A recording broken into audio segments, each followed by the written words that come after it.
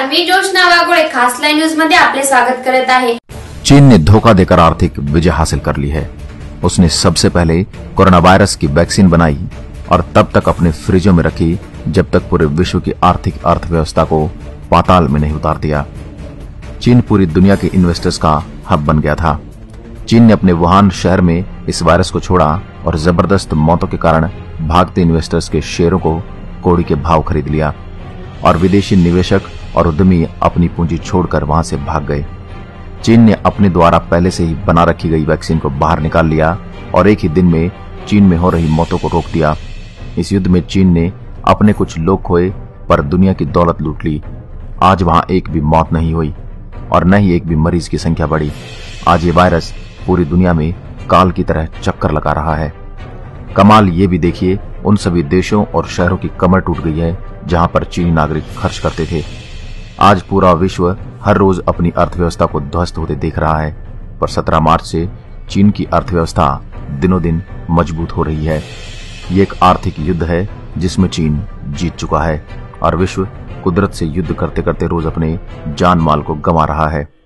चीन के सभी व्यापारिक क्षेत्र सुरक्षित हैं, कुछ तो गड़बड़ है।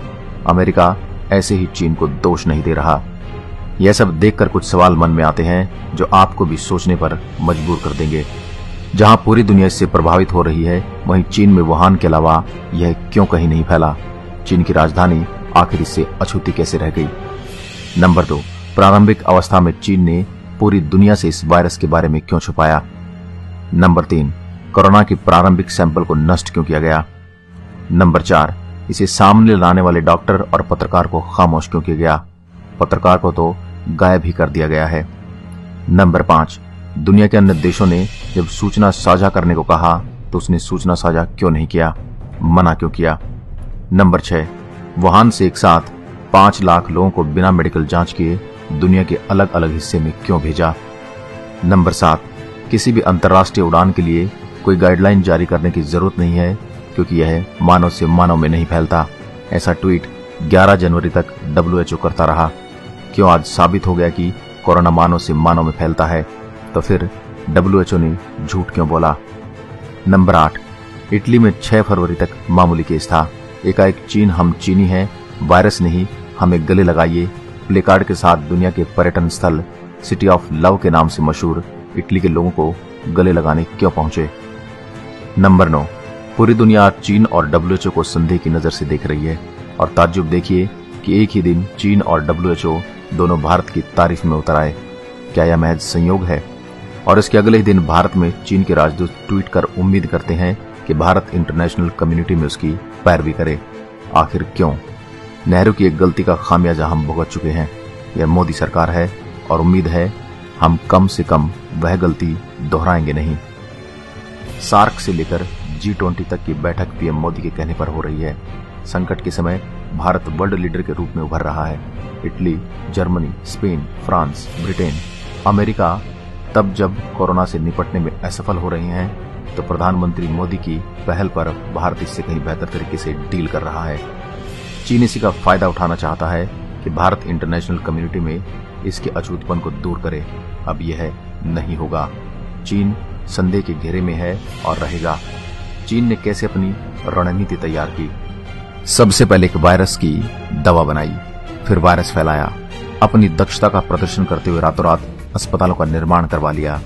यह सब उस रणनीति का हिस्सा थे। दर्जनों देशों की अर्थव्यवस्था त्वरित रूप से प्रभावित हुई। अन्य देशों के कारखानों में उत्पाद लाइनें बंद हो गई। फलस्वरूप शेयर बाजार में जबरदस्त गिरावट आई और इधर चीन ने अपने देश में महामारी को जल्दी से नियंत्रित कर लिया। रातों रात वुहान से कोरोना के एक नए मरीज मिलना बंद हो गए। यह कैसे संभव है जब इटली जैसा देश स्थिति को नहीं संभाल पा रहा? आखिरकार चीन पहले से ही तैयार था। परिणाम स्वरूप उन वस्तुओं की कीमत कम हो गई जिनसे वह बड़े पैमाने पर तेल खरीदता था। फिर चीन तुरंत ही उत्पादन के लिए वापस जुट गया, जबकि दुनिया एक ठहराव पर है। जहां एक और दुनिया में हाहाकार मचा हुआ है, वहीं चीन ने अपनी फैक्ट्री में काम शुरू करवा दिया।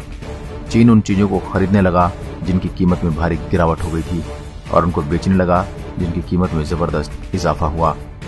अब यदि आपको विश्वास न हो रहा हो तो यह जानिए, 1999 में चीनी उपनिवेशों क्लियाओ लियांग और वांग जियांगसुई के द्वारा लिखी गई पुस्तक अप्रतिबंधित युद्ध, अमेरिका को नष्ट करने के लिए चीन का मास्टर प्लान को पढ़ लें।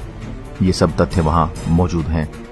जरा इस बारे में सोचिए, कैसे रूस और उत्तर कोरिया कोविड-19 यानी कोरोना से पूरी तरह से मुक्त हैं, क्योंकि वे चीन के कट्टर सहयोगी हैं। दूसरी ओर दक्षिण Korea, United kingdom, Italy, Spain और एशिया गंभीर रूप से प्रभावित हैं, क्योंकि ये सब चीन के प्रतिस्पर्धी हैं।